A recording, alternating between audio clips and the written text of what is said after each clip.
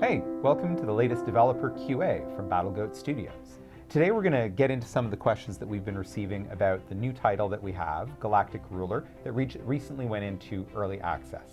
We had mentioned to the community before that if they wanted to ask us specific questions that we weren't finding the time to answer on social media, that they could just leave hashtag GRQ in the chat or in a forum thread, and we would try and remember to get back to it later. And that's what these videos are for.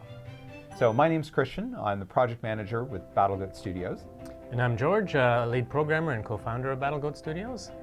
So George, you found a bunch of questions. I think I'll let you lead. You can read the first question. Yes, there are some very interesting questions, and these questions come primarily from our Discord, from the Steam community forums, and from BG forums. So, like Chris mentioned, feel free to check those out and leave your own questions. So Argo the Demon says, how about supply, instead of doing it the way it is, currently being able to build in empty space and unowned hexes? And also Average Gamer tossed into this after there was a bit of a discussion about space stations versus large space craft. The DS9 and the Death Stars and so on. And Average Gamer did point out that the DS9 was not a space station and the Death Star was not a space station because those have engines or move around or do other things like that. And he also pointed to NASA defining what a space station is. So there's this raises a lot of questions that actually generated some discussion on Discord. Are we going to have space stations? And what is the definition? Is that a small moon or is that a space station? And how are they built? Are we going to allow them to be only around planets? Are we going to allow them to be in deep space? And I think we should take a minute to talk about some of the recent development that we've had that will be live by the time this video goes up. Leading into these questions, stuff we were already developing, you can now in the game build space engineer ships, and this is the way you claim space around other planets. We already had colonizing, and you can probably find some streamers out there showing you how to get your colony ship to a planet, claim the planet's surface. But it's obviously possible that in a war situation with someone, you might still own a planet, and they've managed to take the space above, and the whole question of how to claim the space at the system level. So we have these engineering ships, and they can fly through the galaxy of Galactic Ruler, and they can be turned into a space dock at any celestial body not already owned by somebody else. And the game at early access launch, you started with the one space dock and one space production, but you couldn't really expand beyond that. So right now the mechanic we've gone with is these space engineers can only deploy a space dock in the location of a celestial body that is not a star. So if it's a moon, a gas giant, a habitable planet, an uninhabitable planet, you can drop a space dock, start getting space production. This is going to let you use some of the nearly empty systems you find as forward staging areas that you can drop down your space dock, get a bit of space production, and start producing a space fleet there. Yeah, some of the issues in the mechanics of going further than that get particularly complicated, and I think from a gameplay standpoint we really need to talk to players and the community and get some feedback on that, because should you be able to build a space station just anywhere? And so go into somebody else's system, all their planets are taken, can you just plop down and play squatter and build a space station? Or how about talking about Death Star type of things, movable space stations? Should space stations be built as something you plop down and you create a new mini planet, or should they be something that you are able to move around? So something in the ship construction that's a really large ship. And how does that break other gameplay elements when you have things like Death Stars floating around the galaxy? Yeah, and really for something like that, they really become floating cities. And at this time, we don't see a benefit in creating those sorts of things. You definitely won't be short on options. That if you're generating a large galaxy, I think it gets you just under 200 star systems.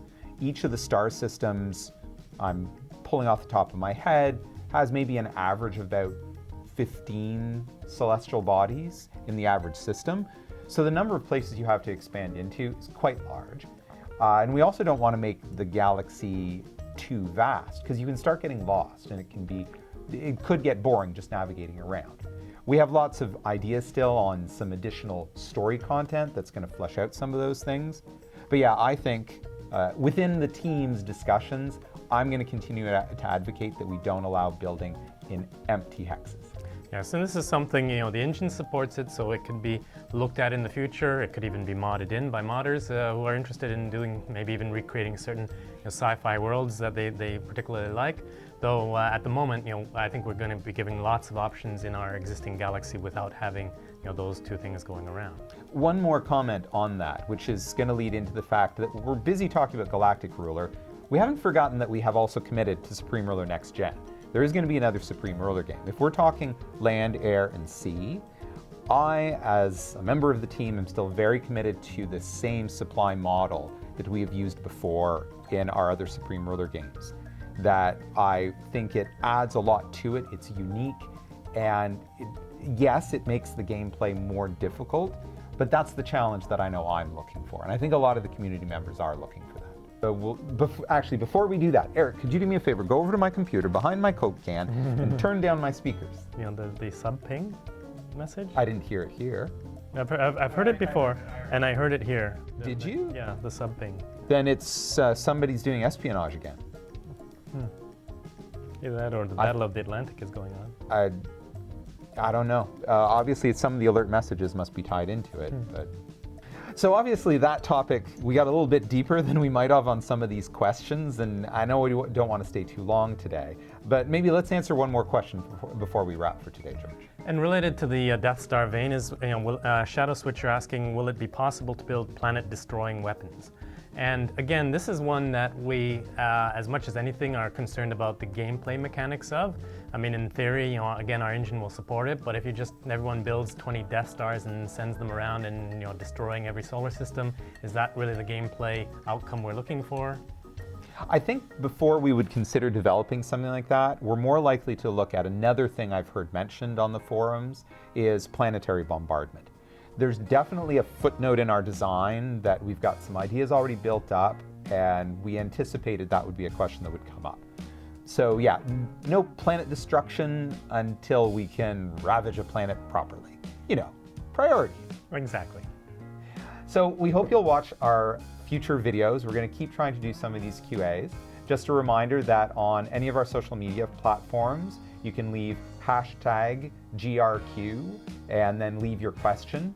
And somebody on our team is scouring through our social media to find each of those, pull them out, and hopefully we'll get to your question on one of our videos as well.